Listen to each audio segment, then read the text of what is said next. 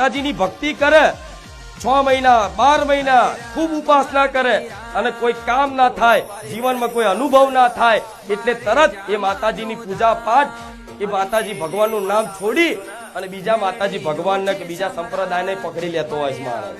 આ શું ખોટું? માતાઓ બદલતા હોય છે. આજ તો નહીં બદલી. તમે પૂછો અંતરાત્મા, ભગવાન બદલ્યા ને. પેલા મતલબ શું કહું હવે, તો ગમે તે જેની પર તમને ભરોસો આવતો હોય, પૂર્ણ શ્રદ્ધા હોય, ત્યાં શ્રદ્ધા રાખી એના ભરોસે જીવન સમર્પણ કરી દો. પછી જો જીવનમાં કેવા ચમત્કાર થાય. આ શું ખોટું? હું જોડે શું, ચિંતા ના કરશો. હું ખાલી સલાહ નહીં આલતી, હું જોડે સપોર્ટ આલું, હું જોડે સાથ સહકાર આલું છું. તો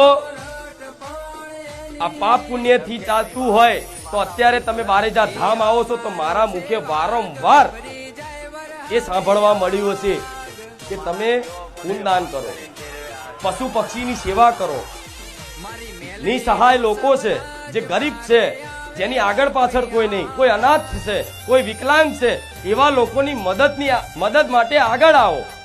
એને તમારી જેને મદદની જરૂર છે એને મદદ કરો. જેને ભૂખ લાગી છે એને ભોજન કરાવો. જેને વસ્ત્ર હરખા પહેરવા નહીં, ઠંડી લાગતી હોય અને તમારી નજર સામે આવે અને તમારી જોડે સામર્થ્ય હોય એ સેવા કરવાનું, તો એને ઠંડીમાં એને ઓઢારો.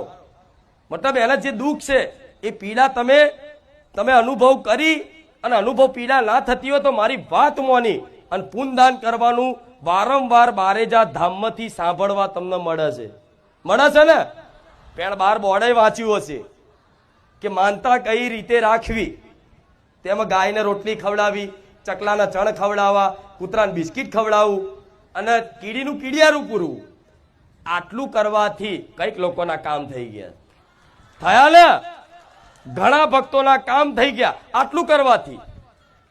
તો વિચારો, આટલું કરવાથી માતાજી કામ કરતા થઈ જતા હોય, પરચો મળી જતો હોય, જીવનમાં ના થતું હોય એવું કામ થઈ જતું હોય, તો વિચારો એક દિવસ કરવાથી આટલું થઈ જતું હોય તો રોજ કરવાથી માતાજી શું ના કરી શકે? આ શું ખોટું? અવાજ આવે પેલી બાજુ?